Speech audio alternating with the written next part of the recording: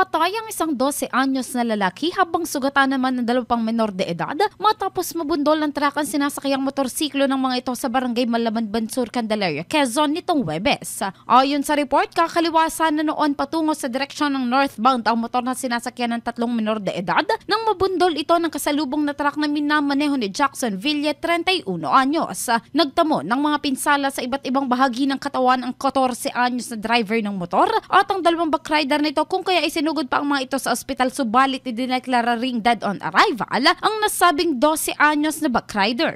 Samantala, kasalukuyan pang nagpapagaling ang iba pang mga biktima habang nagpapatuloy naman isinasago ang investigasyon ng mga otoridad hinggil sa nasabing insidente. In the heart of changing lives, ito si Brigada Tonatharlan ng 92.7 Brigada News sa Lucena, the Music and News Authority.